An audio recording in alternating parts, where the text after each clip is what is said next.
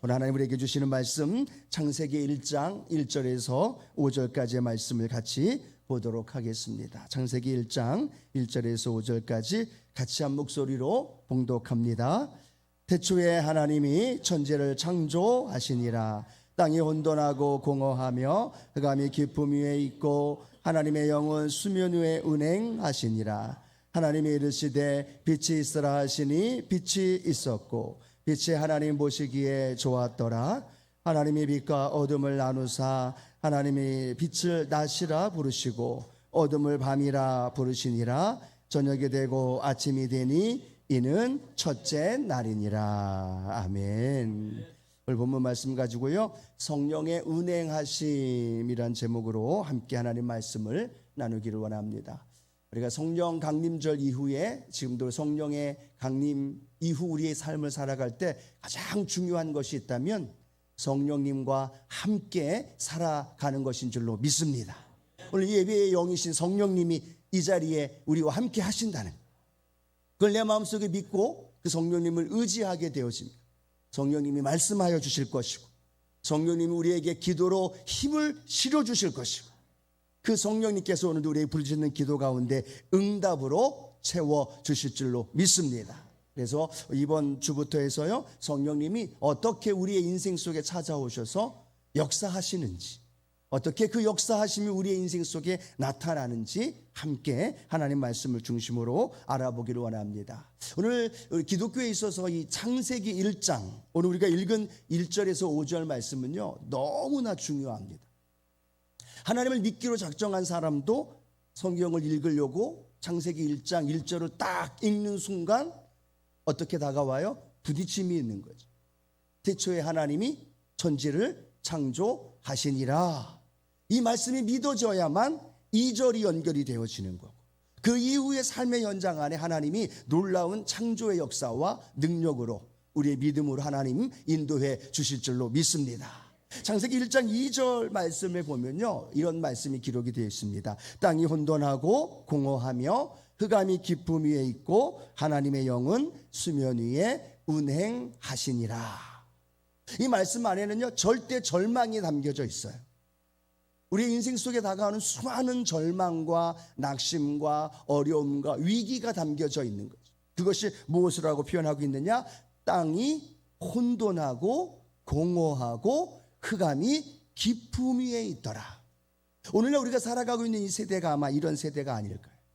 IMF보다 더 어려운 시대의 삶을 살아갑니다. 물가는 점점점 올라가고 청년들의 실업률은 점점점 많아지면서 청년들이 살아가기 힘든 그런 많은 안타까운 삶의 모습들, 믿는 사람이나 믿지 않는 사람이나 공통적으로 하는 말이 살기가 너무 어려워졌다라는 이야기들을 참 많이 합니다. 절대 절망의 모습을 설명할 수 있죠. 오늘 본문의 말씀이 그겁니다. 땅이 혼돈하고 공허하고 흑암이 어떻게 있어요? 깊음 위에 있다라는 거. 절대 절망이에요. 희망이라고는 절대 찾아볼 수 없는 우리의 인생과 같은 거죠. 문제가 하나 해결되면 또 하나 문제가 다가오고, 또 하나 해결되면 또 하나 다가오면 다가오는데 감사한데 어떨 때는 어떻게 다가와요? 문제가 있어서 이걸 막 해결하려고 하는데 또 하나가 다가오고 사방의 문제 투성으로 다가오고 위기가 다가올 때가 참 많은 인생이, 예수님 믿는 우리의 인생이, 믿지 않는 사람들의 모습도 똑같은 혼돈하고 공허하며 흑암이 깊음 위에 있는 삶을 살 수밖에 없는 존재라는 거예요. 절대 절망의 순간인데 감사한 건 뭐냐? 절대 절망으로 끝나지 않는다는 거예요. 절대 절망으로 멈추지 않는다는 거예요. 성경은 뭐라고 말하고 있느냐? 땅이 혼돈하고 공허하고 흑암이 깊음 위에 있는데 그 다음 뭐라고 말씀하고 있어요? 하나님의 영은 수면에 운행하시느니라. 한번 따라 고백합니다. 하나님의 영은 수면에 운행하시느니라. 하나님의 영, 성령님이 어떻게 하셔요? 수면 위에 그 혼돈과 공허와 흑암이 가득한 절대 절망의 순간, 절대 절망의 그 상황 속에 하나님의 영, 성령님이 어떻게 하신다? 운행하신다. 오늘 제목이 뭐라고 말씀하셨어요? 성령의 운행하심. 우리 인생의 절대 절망과 낙심과 힘든 상황 속에 그것이 끝이 아니라는 거예요. 많은 사람들은 그것이 끝이라 생각하고 스스로 목숨을 끊기도 하고 절망하기도 하고 낙심하기도 하는데, 중요한 건 뭐냐? 우리 믿음의 사람들은 거기에서 끝나는 인생이 아니라는 거예요. 그 다음에 하나님 뭐라고 말씀하고 있느냐? 하나님의 영은 수면 위에 운행하시느니라. 그 절대 절망의 상황에 하나님의 영이 운행하시는 거예요. 하나님의 영, 성령님이 운행하고 계시다라고 말씀합니다. 운행하다라는 말의 원어의 뜻은요, 움직이고 계시다는 거예요. 성령님이 뭐 하고 계시다고요? 움직이고 계시다. 나는 절망입니다. 나는 힘듭니다. 난 아무것도 할 수 없습니다. 혼돈과 공허 가운데 있는데 하나님의 영은 움직이고 계시다는 거예요. 왜 움직이고 계실까요? 뭐하러 움직이고 계실까요? 누구를 위해 움직이고 계실까요? 답을 아시죠? 우리를 위해서 움직이고 계십니다. 혼돈과 공허와 흑암 속에서 우리에게 새로운 놀라운 역사를 이루기 위해서 성령님이 움직이고 계시는, 성경에 읽다 보니까 그 말씀이 이 말씀과 같이 잘 연결되어지는데요. 우리 신명기 32장 11절 말씀 함께 읽어봅니다. 마치 독수리가 자기의 보금자리를 어지럽게 하며 자기의 새끼 위에 너풀거리며 그의 날개를 펴서 새끼를 받으며 그의 날개 위에 그것을 없는 것 같이라고 말합니다. 하나님의 영 성령님이 날개짓을 지시면서 너풀거리면서 그 날개를 활짝 펴시면서 수면 위에 절망과 어둠과 낙심 속에 있는 우리의 인생 위에 오셔서 너풀거리시면서 우리를 바라보고 계시고, 날개를 쫙 펴셔서 무엇으로 도와줄까, 어떻게 행하실까, 어떤 일을 이루어 주실까. 할렐루야. 성령님이 운행하고 움직이고 역사하고 계시다는 거예요. 저는 그렇게 기도하며 왔습니다. 하나님, 오늘 이 예배 안에 성령님 마음껏 운행하여 주옵소서. 움직여 주시사 한 분 한 분 그 심령 안에 찾아가 주시고, 답답한 마음 가운데 찾아가시고, 상처받은 영혼에 찾아 들어가셔서 운행하여 주시고, 그 넓은 품 안에 안아주시고, 너풀거리는 그 은혜 안에서 그 관심과 사랑과 애정을 가지고 지켜보시며 만나 주시옵소서. 여러분, 그 성령의 운행하심을 오늘 이 예배 안에 믿음의 눈으로 바라보시기를 축복합니다. 여러분의 삶의 자리, 절망과 낙심의 자리예요. 그냥 나 죽었습니다 라고 포기하지 말고요, 우리는 이렇게 고백해야 되는 겁니다. 성령 하나님, 이곳에 운행하여 주옵소서. 내 자녀에게 운행하여 주옵소서. 내 남편에게, 내 사업장에, 내 절망과 같은 이 상황에 운행하여 주옵소서.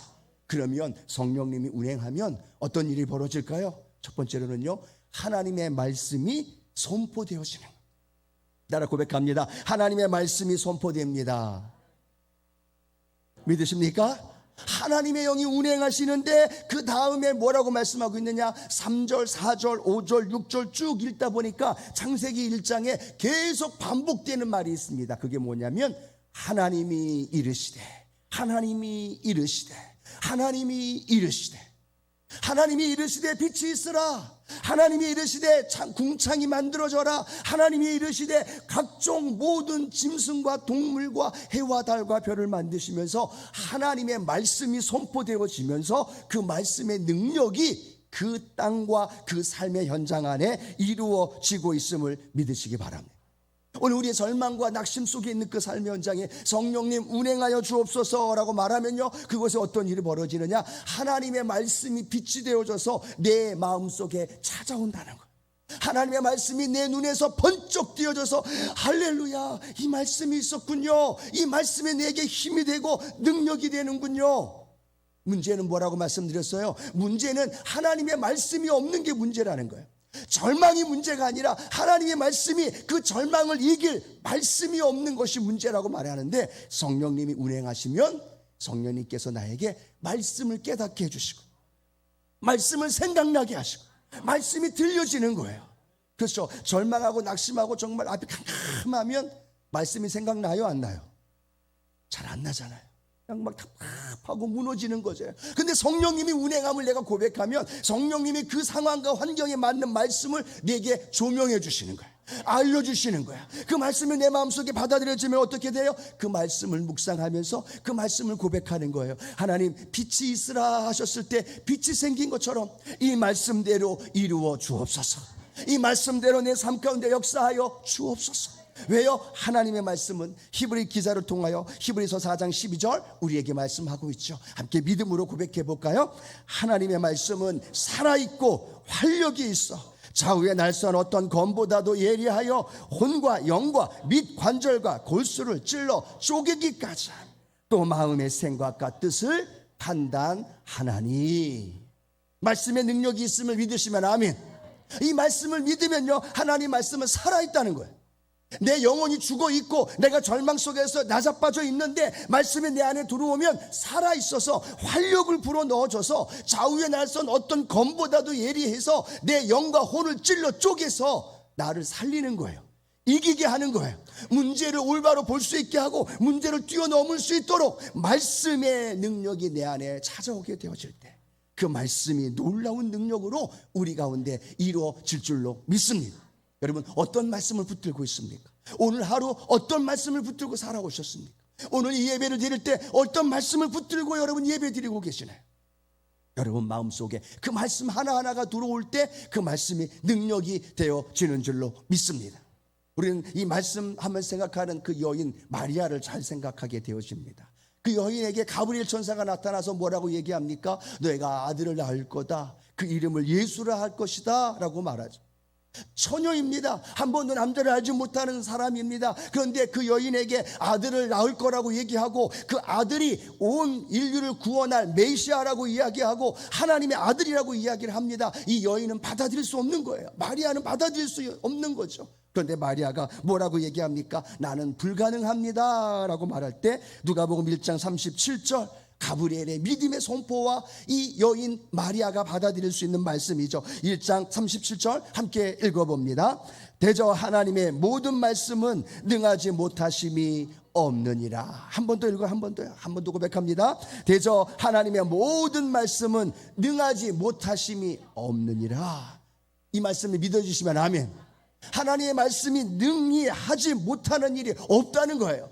그 말씀이 내 안에 있으면 그 문제와 절망을 소망과 희망으로 바꾼다는 거예요. 왜? 능히 하지 못할 일이 없기 때문에. 마리아에게 남자를 알지 못했음에도 불구하고 자녀를 낳게 되고 이 연약한 인간의 몸에서 하나님의 아들이 태어나게 되어지고 그것을 이 여인이 뭐라고 고백하고 있느냐? 누가복음 1장 38절이죠. 마리아가 이르되 주의 여종이오니 말씀대로 내게 이루어지이다 하매 전사가 떠나가니라. 한번 같이 고백할까요? 말씀대로 내게 이루어지리다. 벌써 어떤 분은 오른손 두 손을 가슴에 얹는 분도 계셔요. 다시 두 손 가슴에 얹고 한번 고백합니다. 말씀대로 내게 이루어지리다. 어떤 말씀이에요? 여러분에게 주신 말씀이 있을 거예요. 성령님이 운행하시면서 주신 말씀, 그 말씀이 내게 떠오르면 기억나면 우리는 두 손을 가슴에 얹고 그 말씀대로 고백하는 거예요. 하나님, 이 말씀이 내게 이루어지리이다. 말씀대로 이루어지리이다. 말씀대로 치료가 일어날지어다. 말씀대로 문제가 떠나갈지어다. 말씀대로 주의 평강이 내 안에 가득할지어다. 그 말씀에 능력이 있기 때문에 그 말씀대로 선포되어질 때 그 말씀이 우리 안에 역사되어집니다. 그것이 언제 가능하느냐? 성령의 운행하심이 일어날 때 그 말씀이 내게 깨달아지고 알게 되어지고 분별되어진다는. 자, 두 번째 우리가 한번 생각해 봤으면요, 두 번째 성령이 운행하시면 어떤 일이 벌어지느냐? 창조의 역사가 일어나는 거예요. 한번 따라합니다. 창조의 역사가 일어납니다. 믿으시면 아멘. 네, 성령의 운행하심이 있어요. 혼돈과 공허와 흑암이 가득했는데 하나님의 영이 운행하시는 거예요. 그런데 말씀이 선포됩니다. 빛이 있으라 하시니 빛이 생겨지는 거예요. 창조의 역사가 일어나는 거죠. 3일 동안 하늘과 바다와 그리고 땅을 만드시는 거예요. 그 공간을 하나님 만드시죠. 또 그 공간을 만든 다음에 3일 동안 어떻게 하십니까? 그 공간을 말씀으로 하나씩 하나씩 창조하시면서 채워지는 일이 일어나는 거예요. 해와 달과 별도 만드시고 식물과 동물과 생물을 만드시고 하나님께서 만드신 놀라운 창조의 역사가 그 역사 가운데 이루어진 줄로 믿습니다. 예, 공허한 인생이에요. 아무것도 없는 인생이에요. 그런데 그 인생에 하나님의 영이 운행하게 되어지자 창조의 역사가 일어나니까 내 허한 마음에, 내 공허한 마음에 하나님의 말씀 속에서 창조의 역사로 내 영혼을 새롭게 하시고 가득 채우시는 창조의 능력이 저와 여러분 안에 일어나게 될 줄로 믿습니다.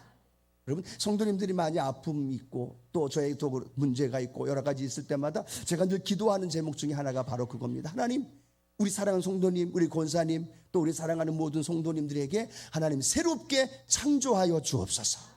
연약한 육체 갖고 힘들어합니다. 뼈 마디 그거 가지고 여태껏 50년 60년 70년 사용하다 보니까 닳고 닳아서 올바로 사용하지 못해서 그것 때문에 많이 아파하고 힘들 때가 많아요.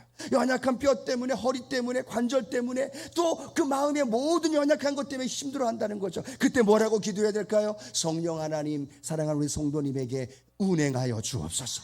그 운행하심이 일어날 때 어떤 일이 벌어져요? 말씀이 선포되어지고 그 말씀대로 창조의 역사가 일어나는 거예요. 옛것은 지나가고 보라 새 것이 되었도다. 하나님 우리를 새롭게 창조하셨어요. 예수의 핏값을 주고 저와 여러분을 어떻게 하셨어요? 다시 에덴 동산으로 다시 새롭게 창조하시고 우리를 강건함으로 인도해 주셨다는 거예요. 다 이루었다라고 말씀하신 그 말씀 안에 우리를 새롭게 창조하셨음을 믿음으로 선포하셨다는 거예요. 그러면 우리가 아멘 하고 받아들이면 내가 나이가 60이고 70이고 80이더라도 하나님의 새로운 창조의 놀라운 은혜 안에서 살아가게 되는 거예요.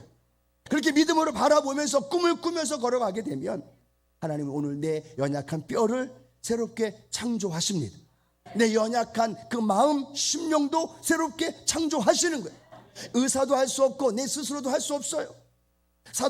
오늘 다윗도 그렇게 고백하고 있죠. 자신이 범죄한 이후에 그 범죄한 마음이 새롭게 창조되고 싶은데 창조되지가 않는 거예요. 밧세바를 범한 그 죄의 그 눌린 마음과 상처가 그 마음속에 가득 채워 있는 거예요. 밤새도록 하나님 앞에 기도하면서 다윗이 뭐라고 고백합니까? 시편 51편 10절 말씀이에요. 함께 같이 읽어볼까요? 하나님이여 내 속에 정한 마음을 창조하시고 내 안에 정직한 영을 새롭게 하소서. 알고 있는 말씀이죠. 그쵸? 그 말씀 뭐라고 말했어요? 내 속에 정한 마음을 창조하여 주옵소서. 내 스스로 내 마음을 정한 마음으로 창조할 수 없는 거예요. 그런데 성령 하나님이 운행하면 내 안에 내 심령이 새롭게 창조되어지는 거예요. 정한 마음, 깨끗한 마음, 거룩한 마음, 한 번도 죄 지은 적 없는 것처럼 하나님이 내 영혼을 만지시고 치료해 주시고 정결케 해 주시는 건 예수의 피로 말미암아 오늘도 하나님이 저와 여러분을 창조하실 줄로 믿습니다. 오늘 성경 이사야 65장 18절 말씀 이렇게 기록합니다. 너희는 내가 창조하는 것으로 말미암아 영원히 기뻐하며 즐거워할지니라. 보라 내가 예루살렘을 즐거운 성으로 창조하며 그 백성을 기쁨으로 삼고 라고 말씀을 하고 있어요. 내가 창조하는 것으로 말미암아 영원히 기뻐하며 즐거워할지니라. 무엇으로 인하여 하나님 기뻐하며 즐거워하느냐 하면 하나님이 창조하신 것으로 인하여 그 창조한 모든 것들이 새롭게 예수님 안에서 창조되어질 때 오늘 저와 여러분이 새롭게 창조되어지고 회복되어지는 놀라운 하나님의 역사 이루어 주실 줄로 믿습니다. 여러분 자녀를 위해 기도할 때 가장 좋은 기도 제목이 뭐냐면요, 하나님 내 자녀를 새롭게 빚어주시고 창조하여 주시고 만져주시고 회복시켜 주시옵소서. 그 영혼을 만져주시고 새롭게 변화시켜 주시옵소서. 여러분 성격이 여러분 마음에 안 드시는 분 혹시 계시나요? 다 마음에 드시나요? 그 성격 마음에 안 드는 성격 그냥 두는 게 아니라 하나님 내 영혼을 새롭게 창조해달라고 기도하는 거예요. 여러분 제가 여기서 이렇게 좀 크게 소리치면서 기도 선포하면서 말씀 전하지만요, 제가 중고등부 청소년 시절에 그리고 대학생 되어지기 전에 교사하기 전까지는요 사람들 앞에 나서는 것을 거의 못했어요. 믿어지시나요? 사람들 앞에 서는 것, 또 이렇게 모여서 공과 공부할 때 선생님이 뭐 하나 질문을 하면 얼굴이 빨개지고 말 한마디 못했어요. 돌아가면서 자기 이야기 좀 나눠보자라고 하면 그 이야기가 끝나면서부터 제 마음의 그 심장은 두근두근 어떻게 해도 이 자리를 좀 모면하고 싶을까라는 마음에 내성적인 그 트리플 A의 그 내성적인 성격, 지금도 있지만요 그 성격이 그냥 그대로 있었어요. 근데 그렇게 하다 보니까 어디에 가서 공과 공부도 못하고 말씀도 나누지 못하고 전도도 못해서 제가 뭐라고 기도했겠어요? 하나님 내 성격 좀 창조하여 주옵소서. 내 성격, 내 연약한 모습, 내 연약한 성품을 하나님 창조해 주셔서 새롭게 빚어 주셔서 새롭게 만들어 주셔서 하나님 앞에 쓰임받는 필요한 모습으로 하나님 만들어 주시옵소서. 여러분, 우리는요 내 성격대로 살아가면 돼요, 안 돼요? 안 돼요. 예수님 성품으로 살아가야죠. 그냥 두세요, 내 성격이 이런데 이렇게 살다 죽을게요 라고 말하는 게 아니라, 우리는요 내 성격이 이렇습니다 라고 말하면서 그걸 주장하기보다는 예수님 성격으로 새롭게 창조되어져야 돼요. 새롭게 만들어져야 돼요. 왜 하나가 될 수 있어요? 왜 연합할 수 있어요? 우리가 예수님 마음을 품을 때 예수님 마음 안에서 새롭게 하나가 되어질 수 있고, 그 안에서 하나님 놀라운 일들을 이루어 주십니다. 여러분 마음속에 오늘 기도하면서요 창조함 받기를 원하는 것들을 마음껏 꿈을 꾸십시오. 바라보시고 꿈을 꾸시고 기도하시면서 하나님 앞에 고백하면 오늘 성령님이 여러분의 연약함을 새롭게 만져주실 겁니다. 새롭게 어루만져 주시고 새롭게 빚어 주시고 새롭게 창조해 주실 거예요. 그러면 새롭게 창조되어진 모습 속에서 하나님의 은혜를 경험하고 담대히 그 길을 걸어갈 수 있는 저와 여러분 되기를 축복합니다. 우리 교회를 하나님 새롭게 창조해 주실 겁니다.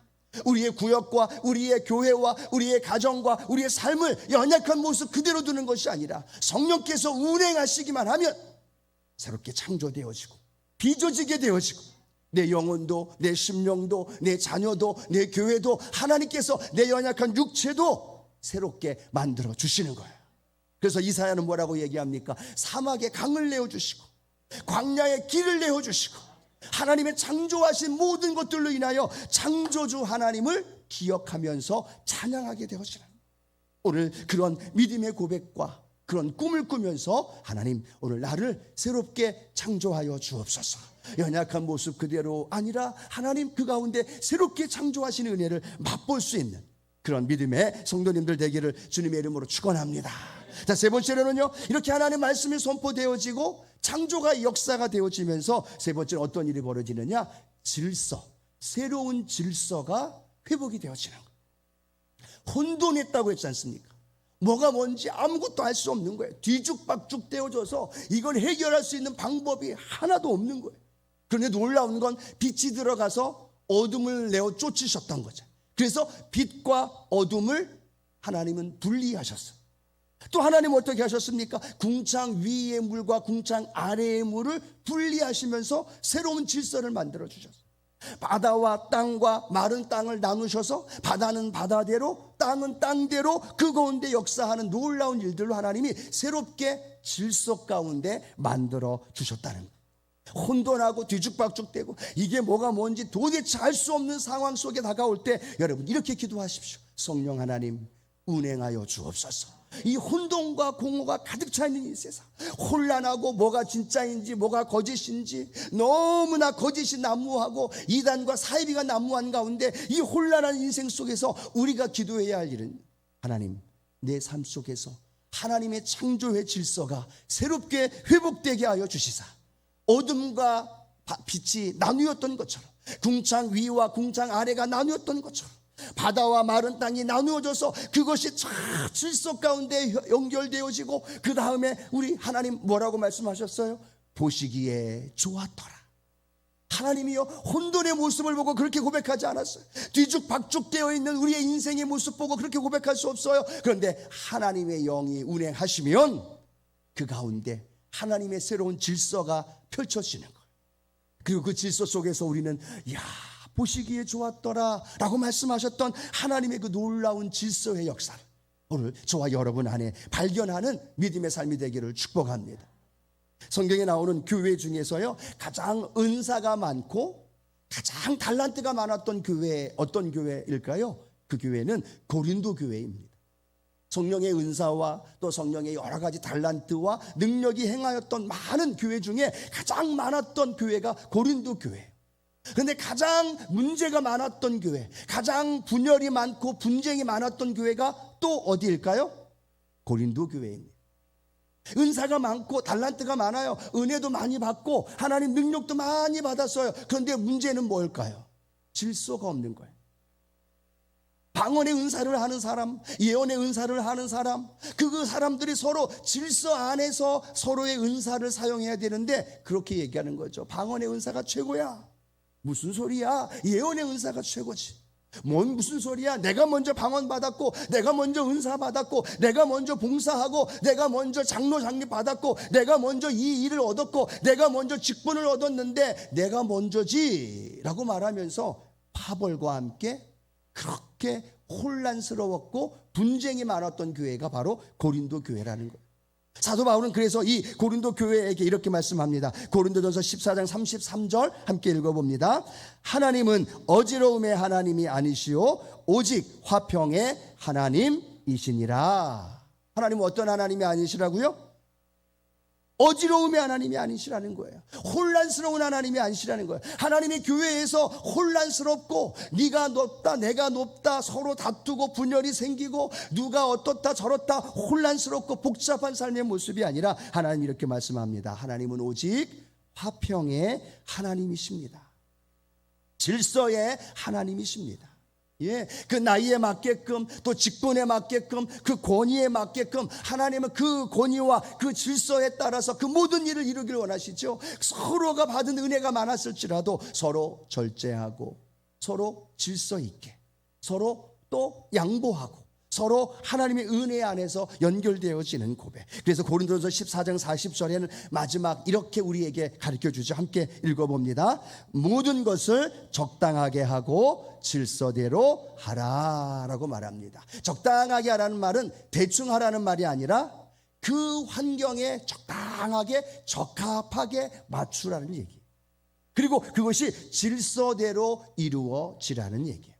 교회 안에 우리 삶의 현장 안에 복잡하고 어려운 많은 문제가 있다면 우리 하나님의 영 성령이 운행하실 때 질서 있게 그 모든 일들이 이루어지게 되어지고 그 가운데서 하나님 놀랍도록 그 순서에 맞게끔 또 새로운 질서가 형성되어져서 하나님이 보실 때 보시기에 좋았더라. 이 고백이 저와 여러분의 삶에 또 우리 교회에 또 우리가 기도하며 꿈꾸는 곳에 나타나는 그런 은혜가 우리 안에 있게 되기를 축복합니다. 자, 말씀을 맺기를 원합니다. 한 가지예요. 성령의 운행하심을 바라는 거예요. 믿음으로 바라보는 거예요. 그러면 성령의 운행하심 안에 어떤 일이 벌어지느냐? 말씀이 선포되고 그 말씀으로 새로운 창조와 새로운 능력이 이루어지고 그 말씀과 그 능력은 질서 가운데서 아름답게 조화가 이루어져서 서로를 세워가며 서로의 은사 안에서 덕을 끼치면서 나아갈 하나님의 영 운행하시는 놀라운 축복의 역사가 나타날 줄로 믿습니다. 그러면 흑암은 떠나가는 거예요. 혼돈은 사라지는 거예요. 내 마음속에 있는 공허함으로 하나님의 은혜로 채워지는 것. 여러분 그 삶을 바라보면서 우리 같이 하나님 앞에 찬양 올려드리면서 말씀을 생각하며 하나님께 나아가기를 원합니다.